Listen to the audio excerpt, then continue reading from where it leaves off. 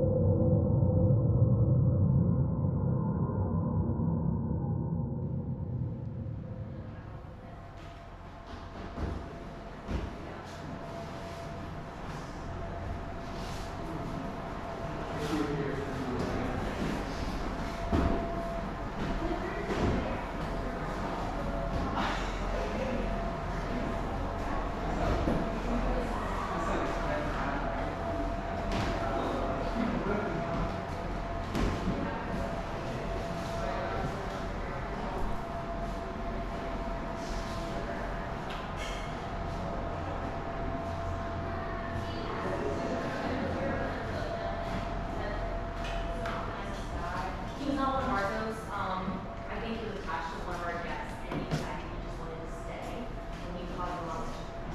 Well, eventually, Prince, shout out Prince, managed to kick him out. So he doesn't want the diver in. Still have here, yeah. Leftover residue. Yeah, so people have their own attachments as well. So, like, I have two cats and three spirit dogs. Some people get like their loved ones, which is very common as well. So, actually during investigations, a completely different group was using on these people on spirit box. Spirits can be completely movement.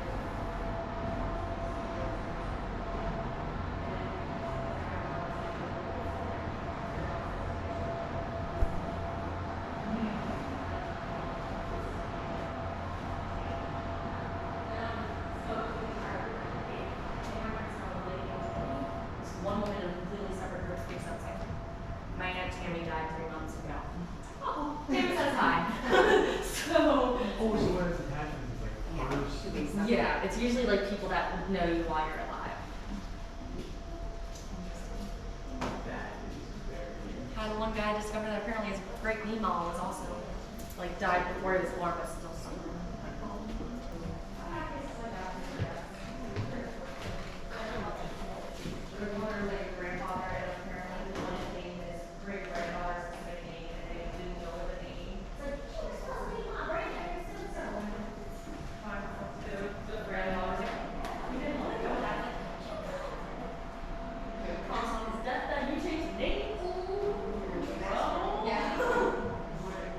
So then, like, that it just everything like fascinates me because I know not and I just like to say I'm interested in this sort of stuff. Like, if the spirit had like always been attached or whatever, but they kind of like knows me, or like the Tammy situation.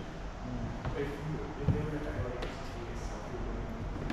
It's kind of like they want to be seen. Some spirit guides that are not to be, like they might just watch over and they're not in their metal, like just kind of like keeping an eye out. And sometimes they're like subtle hints that they'll try to leave. Like, you might find Penny placed on your bedside table, or if there's a picture of me accidentally on the wall somehow, or something that would kind of like give a subtle hint. We got to know what's going on. And some of them don't always stick with you all the time. Sometimes they go back and forth to a different place. So whatever is next after this life, I'll go there and then he's come back to do it all. Like my uncle came back a couple years ago. He's not working all the time. Maybe like once a month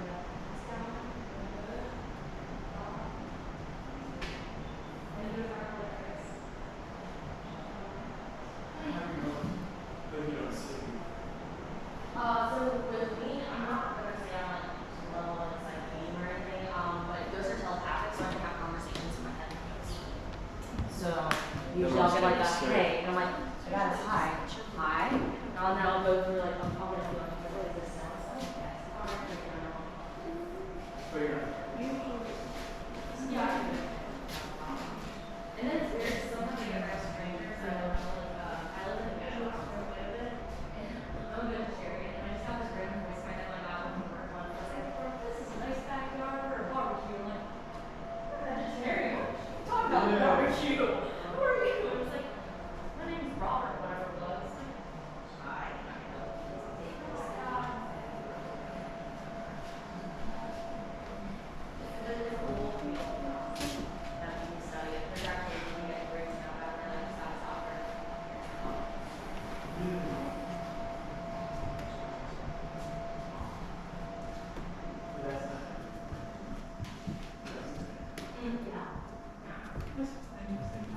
Take that as a offensive way or non, whatever makes you comfortable. You may not have loved ones that will care about you enough, but at the same time, maybe they don't feel something you.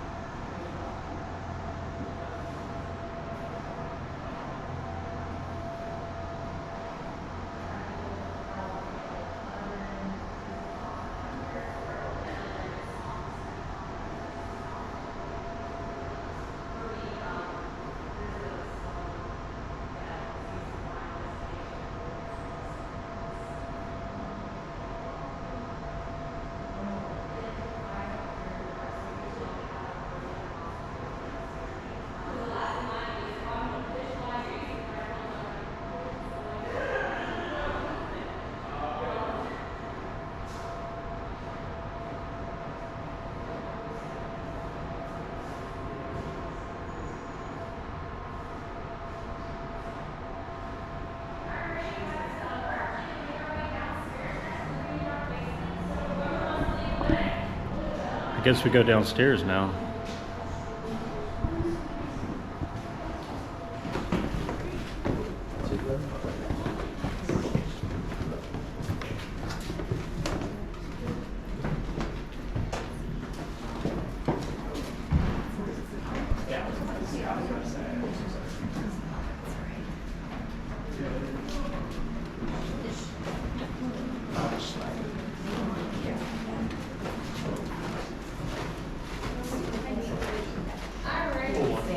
So going into this lower level, just a reminder that we should actually be the only living people in the house right now. So if you start to hear any noises upstairs, I'm just gonna leave that with you.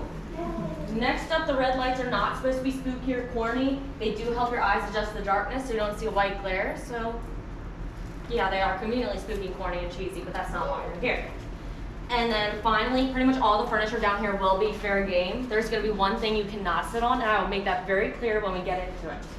But for starters in the history, these first two rooms were the primary working quarters for the up to 15 enslaved that the Sorrels owned. But what I'm gonna really focus on is the property itself. Back in the year of 1779, well before the house was constructed, what was said to be here were barracks during a battle called the Siege of Savannah. It was said to be the bloodiest hour in the Revolutionary War, and in the estimated 58 minutes that it lasted, over 1,000 soldiers lost their lives. Story goes the people in these barracks were hit by a cannon, everyone inside died, and no one took the time to move and bury the bodies and limbs, they just left them there. Decades passed, the house was constructed right on top of them. We do think we have one of these soldiers still guarding the property to this day. We've got that creepy red walkway back there, which is notoriously known as Shadow Man's Breezeway. It is the #1 place people usually meet an entity by the name of Shadow Man, aka John. John is a 7 to 8 foot tall, 3-dimensional shadow figure that does pace up and down the breezeway in a similar fashion to that of a soldier standing guard. But the great thing about John is he is not limited to just the breezeway. He can be experienced all over the lower level, mainly in his shadow form, but if you happen to be in his way, he'll usually let you know by tapping your shoulder, tapping your head, or I've also had guests describe feeling, quote, Shaquille O'Neal-sized hands gently grab them and move them. In the event that you feel something like that, I do highly recommend moving. One guy did not, and his wife realized that he had a massive, dusty old handprint on his back. So let this serve as a great scale-size comparison. Oh. That.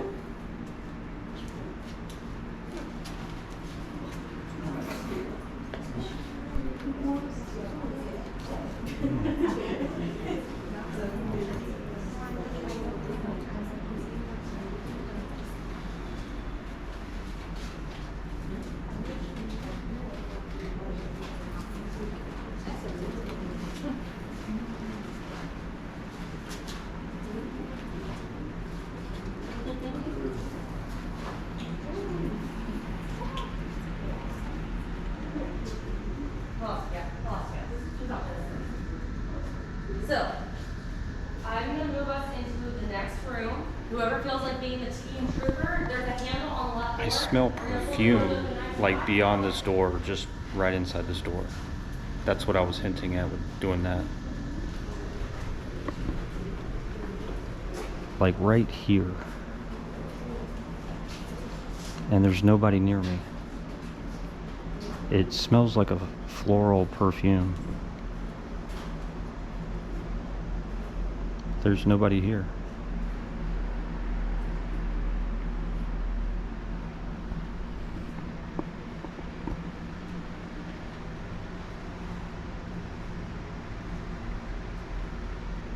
So weird.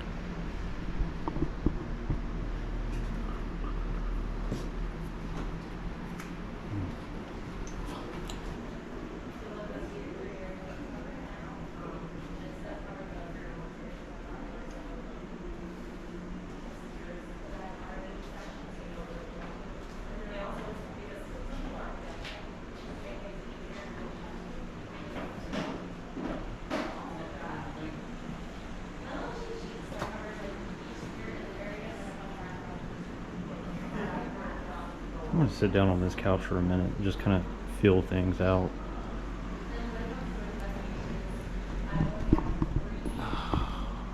But yeah, the only thing I've gotten was the smell. It's the same smell, and it's very floral, and it's very strong, but normally perfume leaves like a wake or a trail, and I didn't get that. It was almost like I was standing on top of somebody, like right behind them, but I don't know, I'm trying to add it up in my head. So I was standing there, no woman was there, but it lingered. I don't know. And I was trying to debunk it with the fans because there's no HVAC in this house, so they got these box fans, so I don't know. You would think the fan would push it, but it kind of hung out in that one spot, like right near me. And that's when that initial pointing at my nose, that's what I was indicating.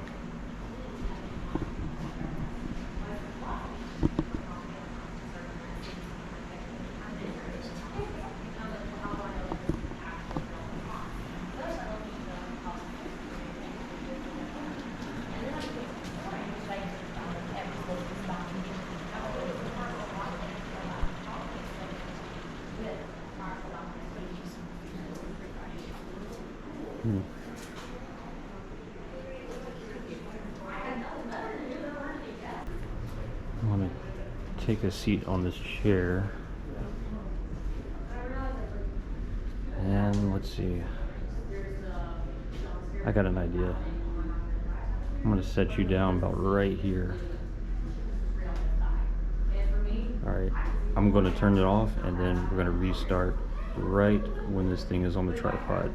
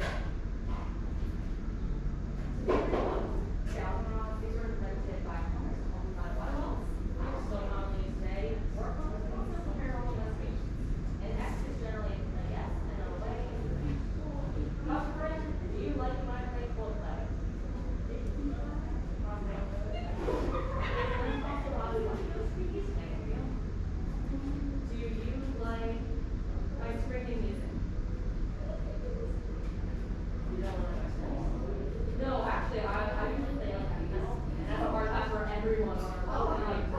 Yeah, this is demon music. Yeah, usually if I have any doubts like that, I can say,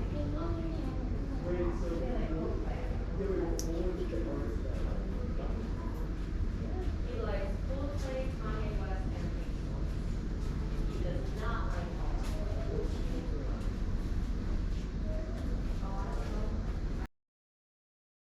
I'm gonna go roam around.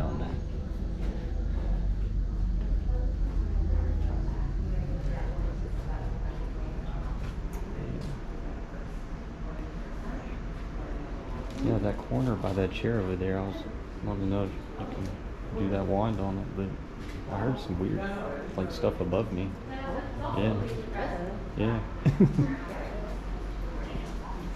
It's really weird though, you may not always expect it, so then you just feel your burger bring on. Pop, pop, pop.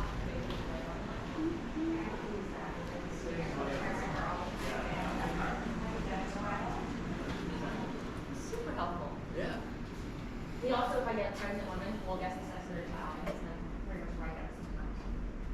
Wait, how is that? Same thing with rods, if it's a male, it's also, it's, you know, separate. He's like, got it. Do the guests come back if you're absolutely right? I've gotten some, or sometimes they already had the ultrasound on their own day.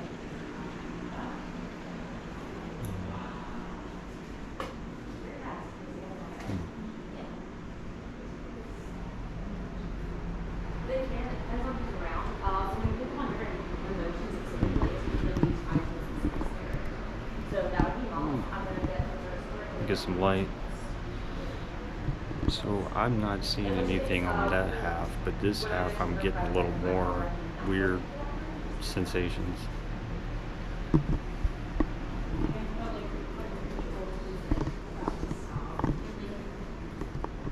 When it's emotions, it's usually a specific person that you're picking up on, especially if you're more empathetic. It's 2 weeks like that. Oh, should we ask about the? Well, because I had she said that I saw Oh yeah, that's right. Okay. Because I know there's Well, it's kind of just me. I don't know how dark it's coming in on the camera, but on my screen it's kind of too dark for me to tell what I'm looking at, but hopefully it picks it up. But hold on a second. So right inside that door right there is that floral scent that just keeps lingering. Heading outside the courtyard to the next stories. You guys can make your way out these back All right. doors, and I will follow. More stories.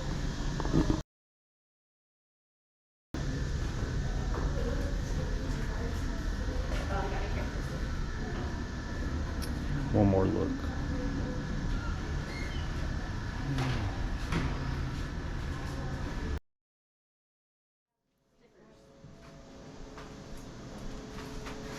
Can I ask where are you from?